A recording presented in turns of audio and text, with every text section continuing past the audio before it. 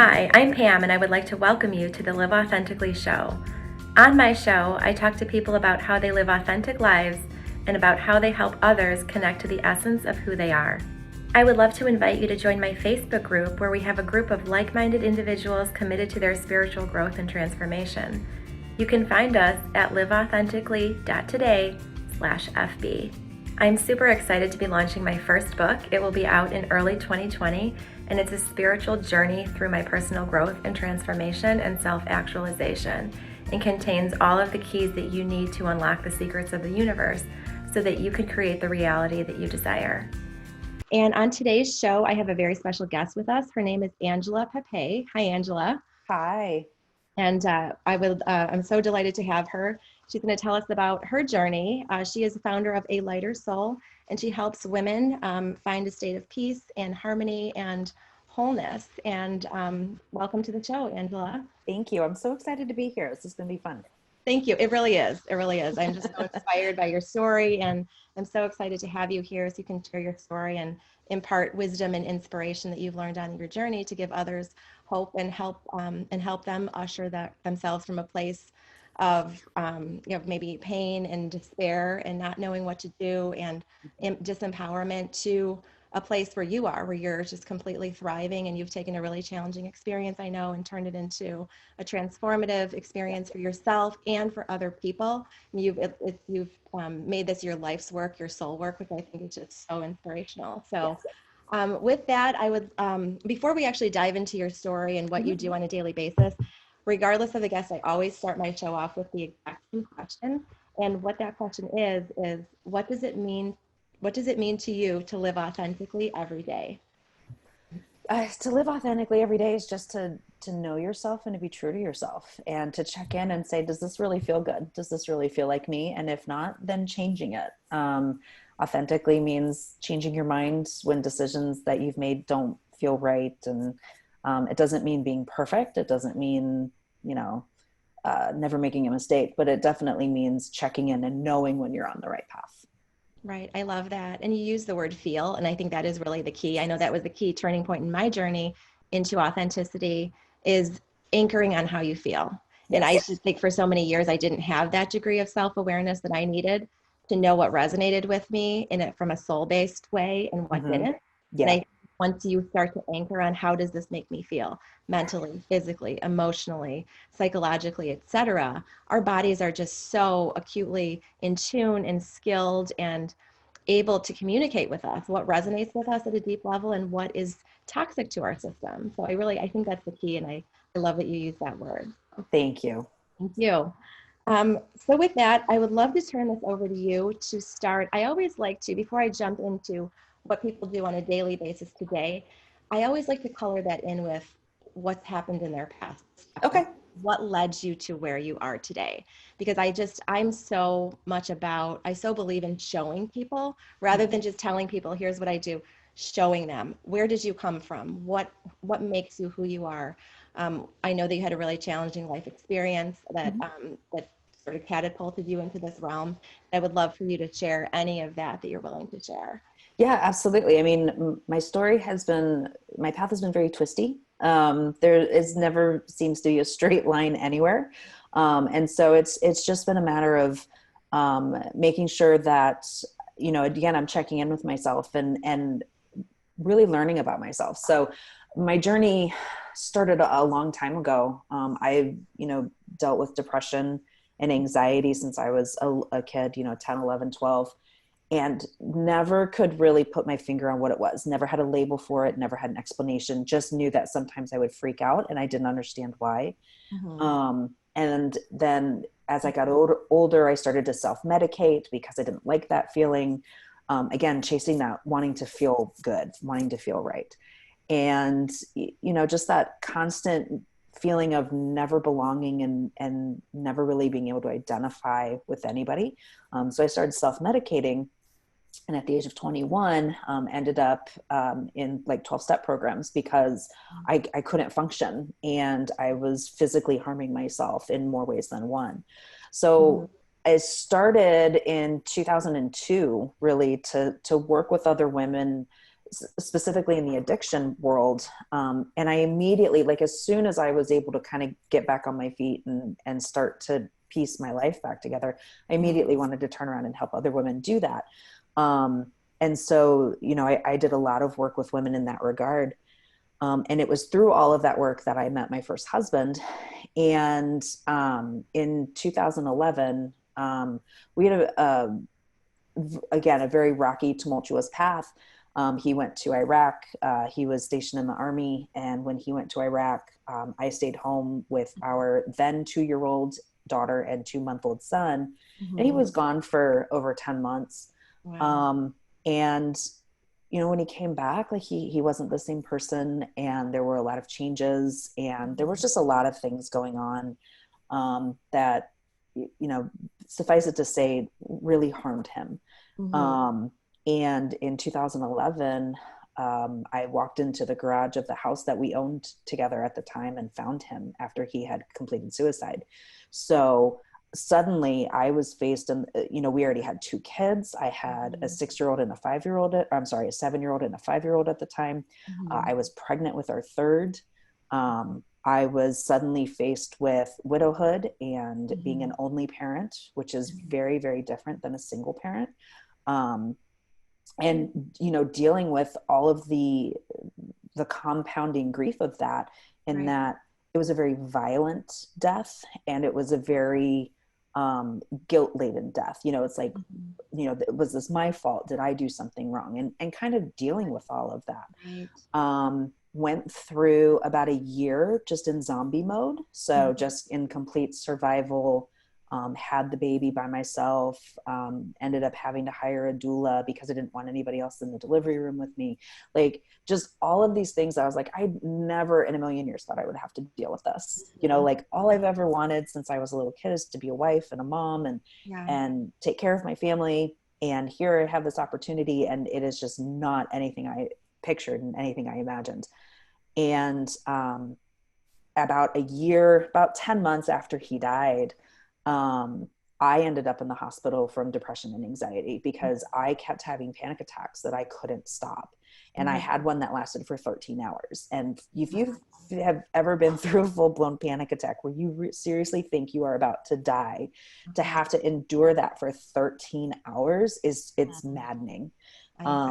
So I was committed, and I was put into a psychiatric institution for 5 days. Best thing that ever happened to me, because A, it was a wake-up call, and B, it was a safe place where I could go and just kind of take stock and figure out what I wanted to do.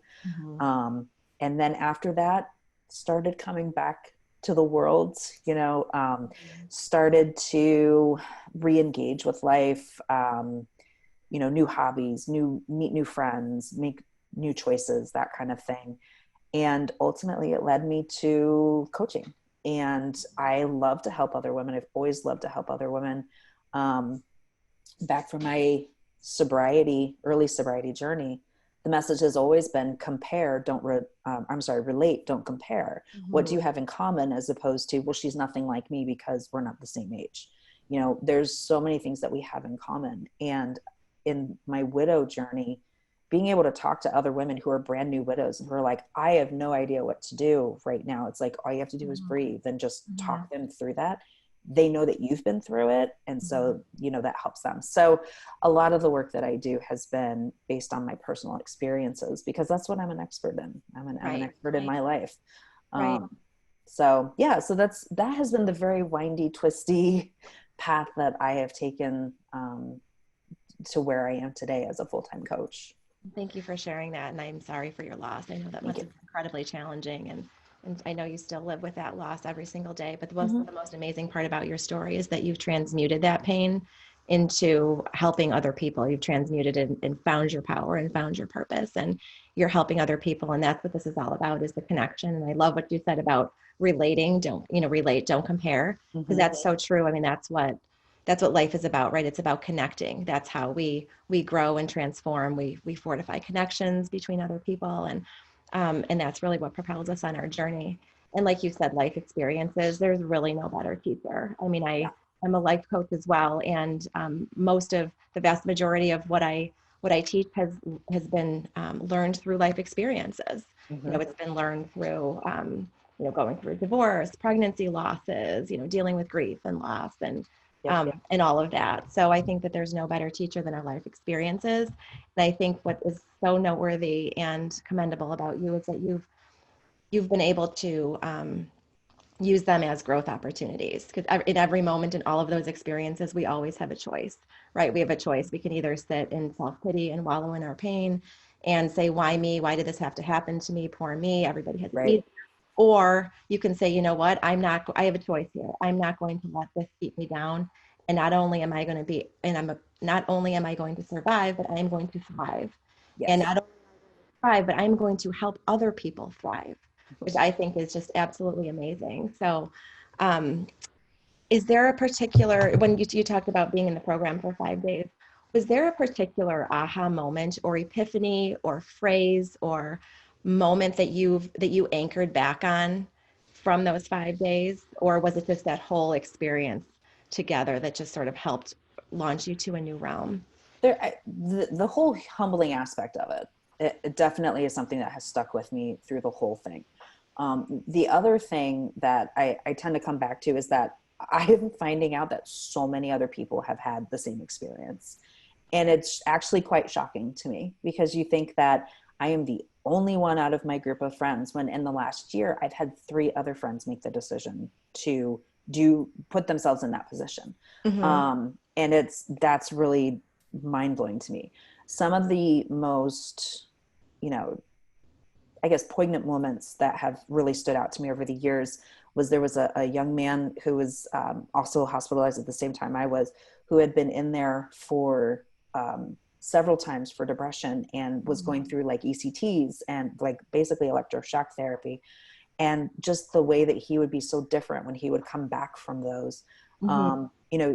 seeing the different types of people that were in there and hearing their stories, and part Mm-hmm. of you going, oh well, my story's not that bad, and then there's another part of you that's like, oh well, you know mine is not, mine's so much worse than hers, why is she in here?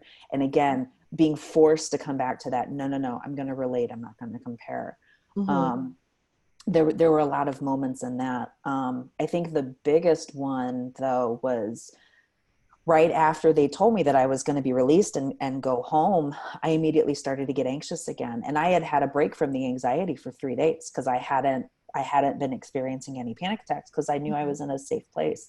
And so that was very telling to me, that the thought of going home was, very anxiety ridden. And so I was Mm-hmm. like, okay, what do I need to do to take care of myself? And they gave you a lot of tools there. I mean, they didn't just leave you there and leave you in a room by yourself. They give me a lot of tools to use, to leverage. And I go back to those a lot too, when I need to get back to basics.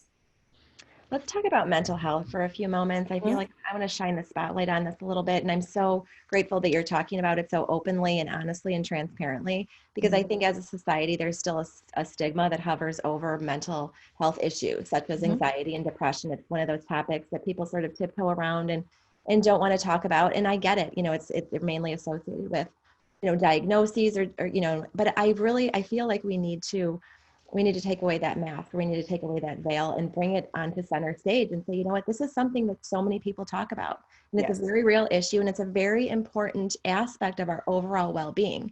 We don't hesitate to tell people, well, I'm going to, for my annual physical today, for my wellness check, my Mm-hmm. physical wellness check, but no one wants to talk about the fact that they're in therapy. And I feel like I want to get this more out in the open. So what do you have to say? Do you have any words of wisdom or any commentary around those people who are struggling with, I feel like I have anxiety, depression, I'm suffering from this, but I just don't know that I want to seek out help because I'm scared. I don't want to be put myself in that place. It's putting me in a vulnerable position. What words of wisdom can you say to kind of help coach people into take that next step? Yeah.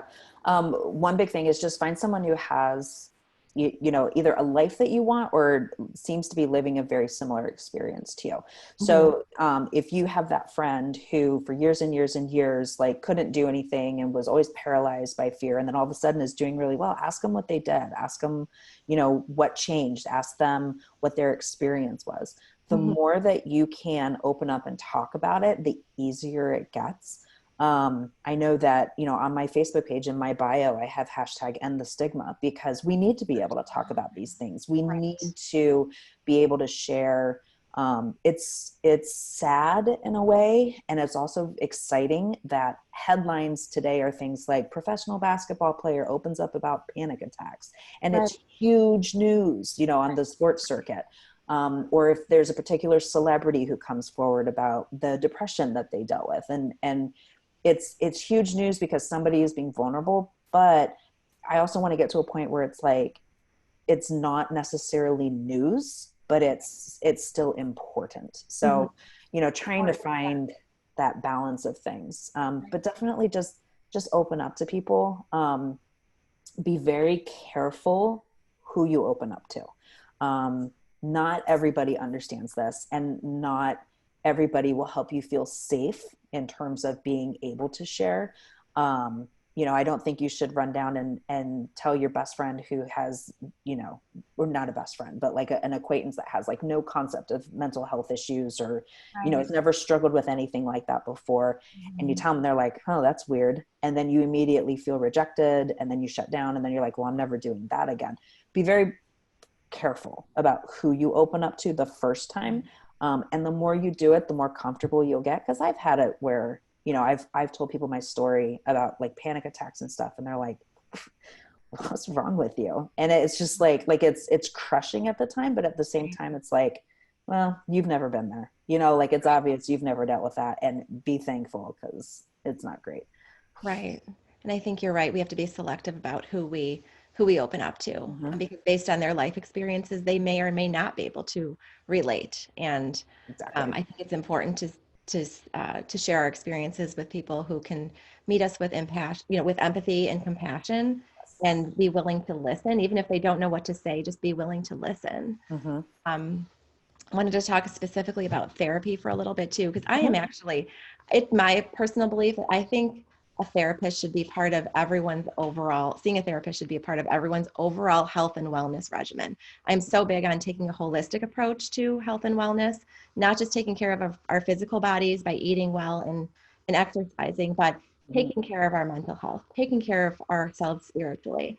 And I personally think that it would benefit everyone from, I mean, life is challenging, right? I mean, I don't know any person who hasn't gone through at least one challenging time in their life. And I just think it's such a great tool to help bolster so many areas of our lives. And, and it will help us get in front of things, so that rather than just reacting to life and dealing with things as they come, we can kind of get in front of it, and we can get ahead of it, and we can anticipate changes. And, oh, my kids are going to be going away. I have a daughter going away to college in 2.5 years, which I never thought I'd see this day. But, I'm already like bracing myself for that feeling of, oh my gosh, like she's not, her friends aren't coming and going from my house anymore. And that's going to be really challenging for me. So I already am starting to kind of mentally prepare myself for that. And that's something that is on the horizon that I can foresee.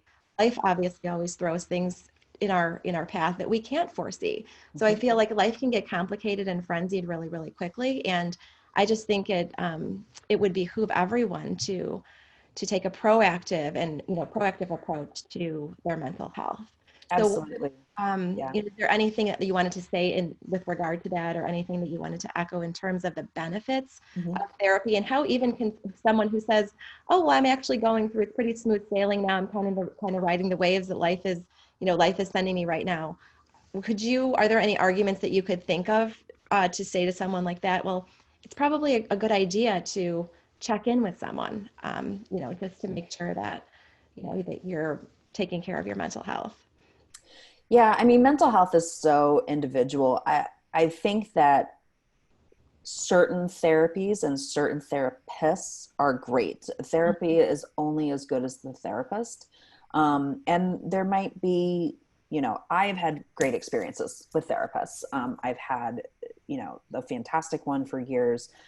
My kids all went through therapy at one point or another. My youngest will probably have to go through it, even though she never met her dad, her biological father. So as soon as everything happened, I enrolled the kids in art therapy. We've done talk therapy, group therapy, family therapy. Like I'm a big believer in that. And I just talked to my son about this the other day. My son is now 14. Okay. And he was having a hard time at school. He was kind of retreating. He was being very hostile at times. And I was like, okay, we got to talk, like, and as we talked through like just what he was feeling and what he was experiencing and what he was thinking and all of that, I could see him just like get lighter and lighter and lighter and lighter. And pretty soon we were laughing and joking at the end. And I said, now, do you feel better? And he said, yeah. I said, and all we did was talk about it. That's all we did. Mm-hmm.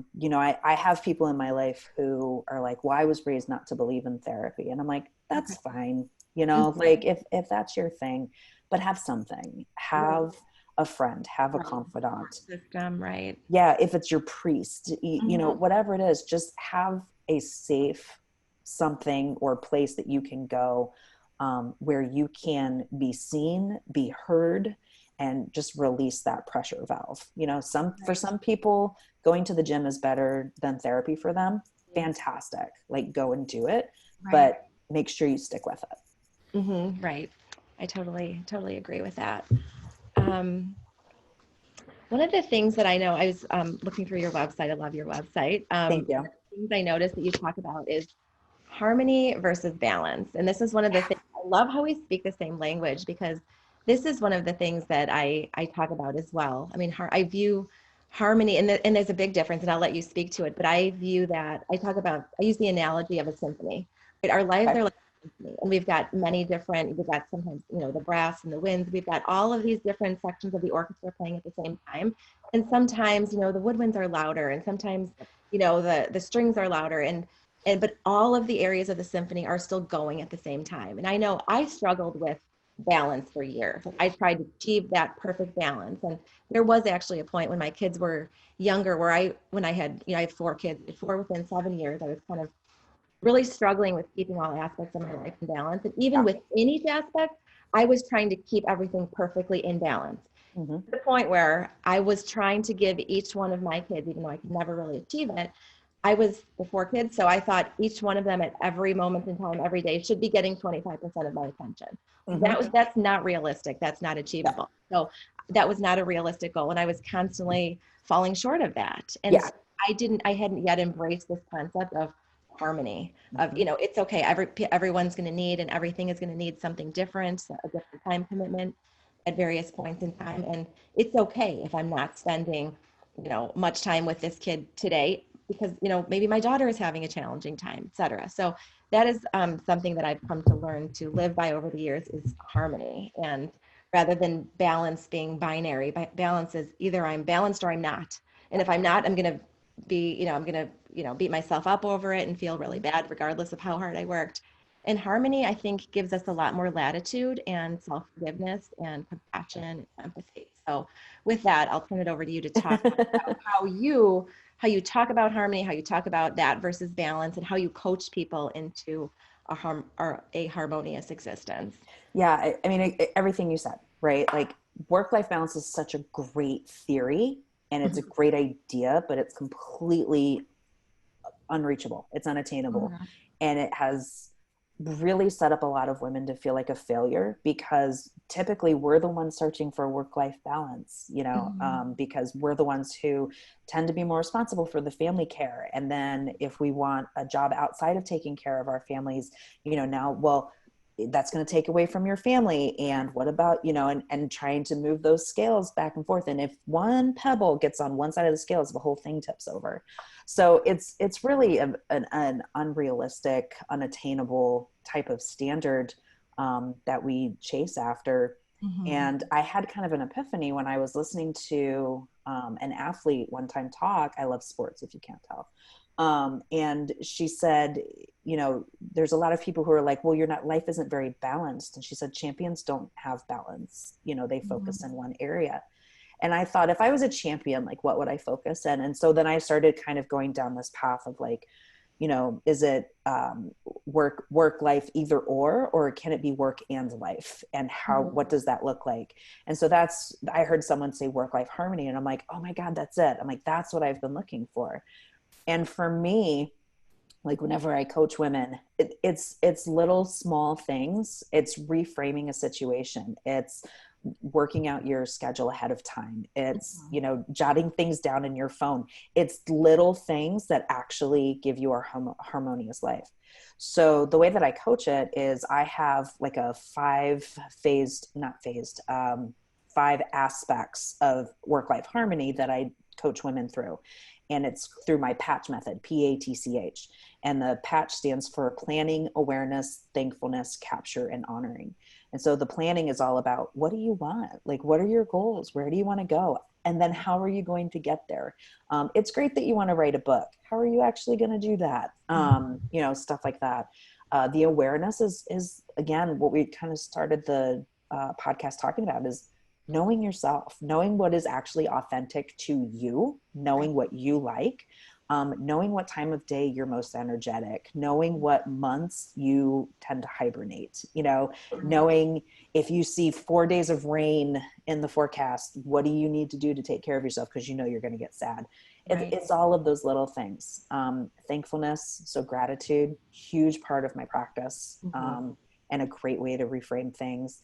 Capture is, I am an obsessive list maker, but like anything that comes to my head, you know, I'm capturing it. And that way I don't feel like things are falling through the cracks, or, you know, I'm forgetting something, or that horrible feeling of, am I supposed to be somewhere right now? You know, just that ability to capture it and then make a plan on it, and then honoring, just accepting where you're at. You know, if you have 2 little kids, I don't know if you're going to go start a retail empire this year. You know, it's possible, but if that's your dream, what can you do right now with the time and the space and the place that you have to do that, and then follow through on those plans? So those are all part of honoring. So that's kind of the approach that I take when it comes to work-life harmony. I love that. I love that.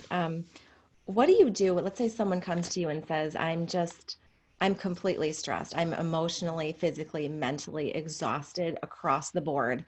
My life is completely out of balance. I am not investing any time in my own well-being. What's one of the first things, or the first couple of things that you tell them to do? Kind of that, like, what's that like, what's in that like emergency kit of like, you know, I need some short-term help. Yeah. So the very first thing is breath work. So just learning to breathe properly. It is amazing to me how poorly we do things that are so basic, like eat, sleep, and breathe, you know? So learning how to breathe in a way that your body is actually designed to do, massive shifts can happen if you just do that. And then the next thing that I would probably do is take them through an exercise about planning their perfect day. So, and I'm not talking about like, oh, I'm on the beach drinking Mai Tais. Like, what is a perfectly normal Wednesday, but it's like a perfect day? Like, what if everything went according to plan? How would that happen? And then we start to look at ways to shift their life so that they can get closer to that perfect day. And then, you know, there'll be times when they text me, they're like, oh my God, I just had my perfect afternoon. And it's, you know, it's so exciting to watch them, like, you know, get excited about that. But you have to know where you want to go. You know, so many of us are like, well, I don't want what I have. And I'm like, okay, well, what do you want? And they're like, I don't know. And it's allowing yourself the time and the space to actually think about those things and giving yourself permission to want them. That's another thing that I do is a lot of times I will literally create a permission slip and sign it and give it to them and say, this is your permission slip to dream. You're now allowed to dream again. Okay, I love that. And what are some tools or modalities or even questions you ask when, let's say, someone says, I don't really know what I want. I know I want something more. I'm not fulfilled where I am. I don't know what I want. How do you help them find their direction, or find their Yeah. purpose, or find even their next step? Yeah. There's a couple different ways. I love clients who are like, I want to find my life's purpose. And I'm like, yes, let's get into it. You know, one obvious thing is, you know, what do you love? What are you passionate about? What do you spend all your free time on? That's a really easy one to do, and kind of go down that rabbit hole and see what happens. You know, if you had all the money in the world, what would you spend your time doing? You know, go down that rabbit hole. The perfect day exercise is really good, because I mean, it's question. I have questions. Like I have a whole guide that I give them. It's like 8 pages long. It's just questions, and you can answer whichever ones you want. But it's things like, what time do you wake up in the morning? What kind of breakfast do you have? What's the first thing that you do? What do you do for exercise? That kind of stuff. But one of the more non-conventional things is to look at what drives you crazy, what absolutely drives you batty. And for me, it's, like disorganization. So I like to organize things, which means, project planning. I'm really good at that. So we can have those conversations that kind of lead from one thing to another, and then starts to kind of key in on, ooh, I think that this might be a good thing for me to check out. Mm-hmm. Okay, great. Thanks for sharing that. Mm-hmm. Um, One of the things I'd love to steer the conversation in the direction of talking about children and instilling some of this mindset and all of these skills that we've learned. Because I kind of view myself as a late bloomer in this area. I mean, I've been groomed along the way by life because it's given me the life experiences that have been stepping stones that have catapulted me into where I am. But when I was in my 20s, long story short, corporate America, worked a ton. I was a consulting actuary. In my 30s, I was a stay-at-home mom, fully immersed in, homemade baby food, homemade Play-Doh, that whole thing. In Mm-hmm. my 40s, I found my purpose, life coach, author, etc. And I often look back and say how amazingly like different my life could have been if I would have known. I mean, that's, kind of cliche. I know it sounds kind of cliche. If I would have known, Right. then what I know now, but I'm trying to sort of program my kids with, what are the things that I know, and I'm trying to help shape their minds and help them reframe certain experiences. And I think that can be so incredibly valuable. The younger we start that, then those skills just stay with us throughout the rest of our lives. So Yeah. what are there certain aspects of your daily work, of what you do, your work with adults, that you actually try to incorporate into your children's lives? Oh, absolutely. So I have two teenagers right now. I have a 16-year-old and a 14-year-old, and my youngest is 8. Okay. And I am, I think I'm in the minority when I said that I was excited when my kids became teenagers. Like I've never dreaded it. Mhm. Yes, it's frustrating. And yes, there are times I want to, just scream because I'm so overwhelmed on stuff, but I love the teenage years. I love working with them and hearing, their arguments about things, and just kind of challenging them to think differently. So Mhm. a lot of the things, we call it the school of mom, and my kids hate I it, love but they it. do it I love anyway. But it. it's like, I'll give them a book and I'll be like, all right, guys, we're all three of us are going to read this book and then we're going to talk about it. And they're like, all Okay. right, but they like to read, so it's okay. Or we'll watch a movie, or, something like that. But I call it the school of mom. And I'm like, I go, nope, I go, school of mom. This is how this works. And then challenging them. So there was an instance where my daughter came home and she said that she asked if she could have permission to protest something at school. And I was Mhm. like, well, what exactly are we protesting? And Right. she said, well, I want to protest our dress code because we feel that it's unfairly targeted against girls and doesn't let them wear the clothes that they want to wear. Mhm. And that it's in the favor of the boys. And I was like, okay, well, that's interesting. And so then I began to challenge her. I'm like, well, why? What would be different? Mhm. Why would you want to put your reputation on this? What were you told exactly what the dress code was, and your friends violated it and they got in trouble and you guys are just mad about it? Really pushing them to question.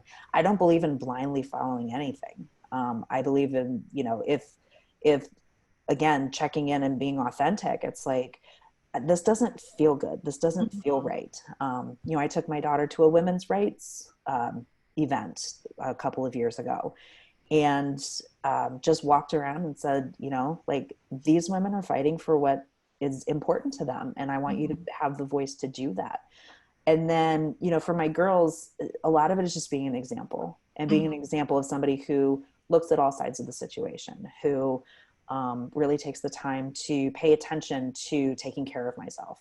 And for my son, I don't know what it's like to be a 14-year-old boy because I never was one, but I can show him what a strong woman looks like. And I Right. can model to him how I want to be treated. And that's really, Mhm. really important to me. Definitely. And I think that's so important. Like you said, is modeling that behavior. And Mhm. And I try to do that as much as I can on a daily basis. It can be challenging, obviously, when we're balancing a bunch of different things, but I always try to take those opportunities to have those conversations, to ask the deeper questions, Yeah.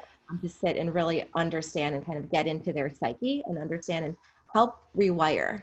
Yes. And, and the other day I have to say, I was sitting at the island. They were home for Martin Luther King Day, and I was sitting at the island. I don't have an office in my house, so I was just doing some work or not even work. I was doing some writing at the island, and Mhm. I said, could you guys please be a little quieter? I said, I'm trying to work. And my 8-year-old chimes in and she's like, Mom, you don't work, you write and you change people's lives and stuff.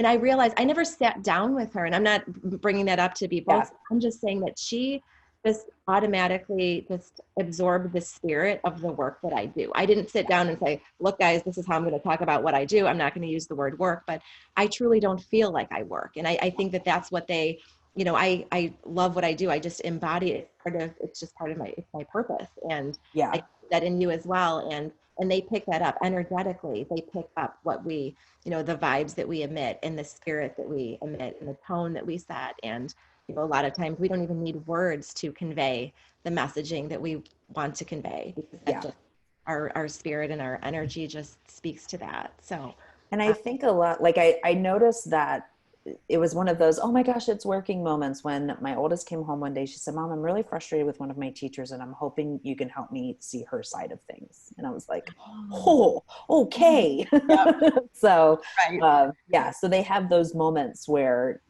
it's evident to you, oh my gosh, right. it's working. It's really sinking in. It's exciting. Right.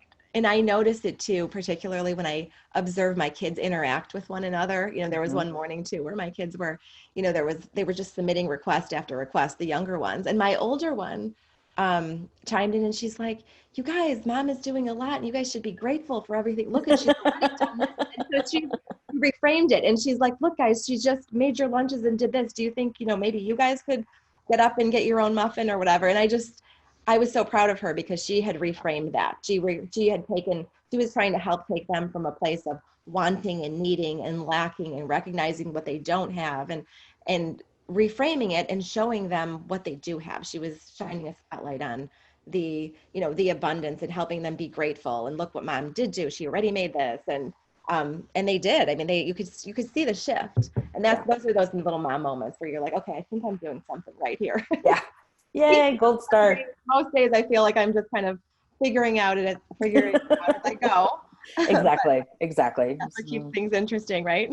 yeah, exactly. So tell me a little bit more about kind of what you do on a daily basis. I know you work individually with clients, right? Do you do any group presentations, or can you tell me a little bit more about your daily work? Yeah. So my daily work at the start of this year, I'm a full-time entrepreneur. So instead, I've been in corporate America for well over 13 years now, Okay. and prior to this, so I was like, you know what, I really just want to um, focus on the work that lights me up. And so at the start of this year, it was like, all right, here we go.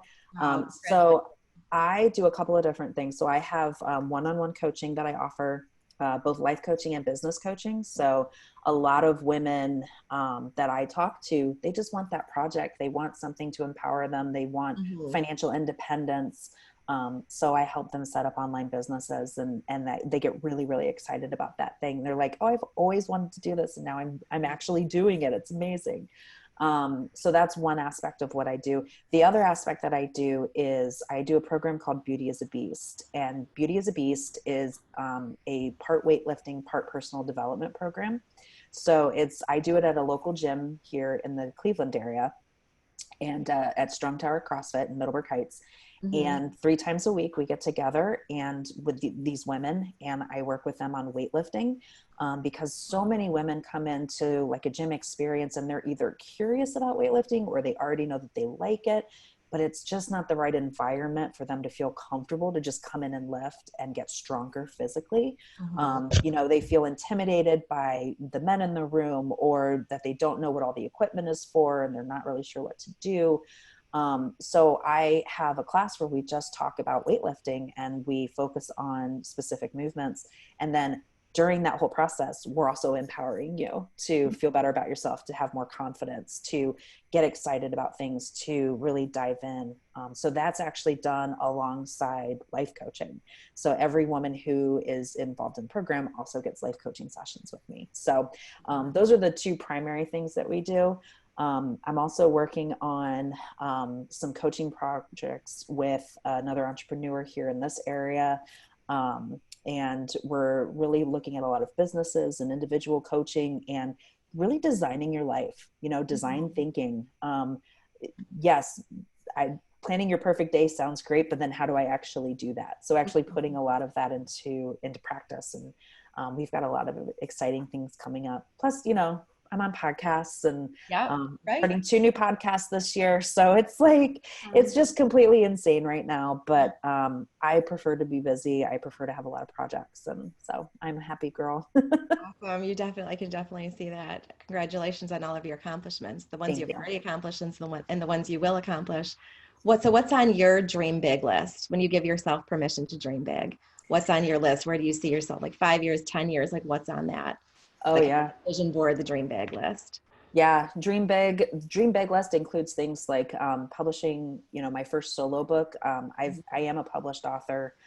We had a book that was released 2 years ago called Empower Your Life, and it was a bestseller, and it was part of I think it was either 21 or 24 other authors. But it was an amazing experience. But I want, the book that just has my name on the cover. So, cause I'm, that just sounds fun. So definitely that, speaking engagements, group workshops. I would love to be able to reach more women. William, I don't know who William is. To reach more women and really help them dig deep and figure out what they want. Because most of us never ask ourselves. My big goal is I want to help 1 million women feel empowered. So that's the dream big goal is I want 1 million women to be able to say, you know what, it's Angela Papay, help me. And that's. I love that. That is huge. Well, congratulations. And Thank you. I'm super excited for you. And again, I'm just so inspired by your story and, how you've come from a really challenging place and ushered yourself to a place where you are imparting your knowledge and wisdom and sharing your gifts with the world. And, this is obviously making a ripple effect that's having reverberations far and wide. So I'm so proud of you and wish you all of the best on your journey. I definitely want to keep in touch. So let's do that. Definitely. Before we close up, are there any closing words that you want to say? Any words of wisdom? Anything at all that you want to say to our guests? Maybe to those who might be struggling right now or trying to find hope. Anything at all? Just know that you matter, and know that what you're feeling matters. Like, don't let people tell you, oh, you shouldn't feel that way. That's a bunch of baloney. Whatever you're feeling matters because you matter, and the world's better because you're in it. Oh, I love that. That's so powerful. Well, thank you so much for being a guest on my show. I'm so grateful that you've taken the time out of your day, out of your busy day to do this. Thank you for having me. This was a lot of fun. If people would like to get in touch with you directly, how can they do that? So you can find me at www.alightersoul.com, and there's different ways to contact me on there. I'm also on Instagram, Angela Papay, so ANGELAPAPAY. Great. Thank you so much. No and to problem. all of our listeners and viewers, I would like to thank you guys as well. Time is a choice. I'm a big proponent of we choose what we do, we choose how we spend our time, and I'm grateful that you've consciously chosen to carve out some time from your day to be here and listen to Angela's message and hear all of her inspiring words. Would love to have you join our Facebook community. Again, you can find us at liveauthentically.today/FB, and stay tuned for more details on my book launch. And thank you all and have a great day.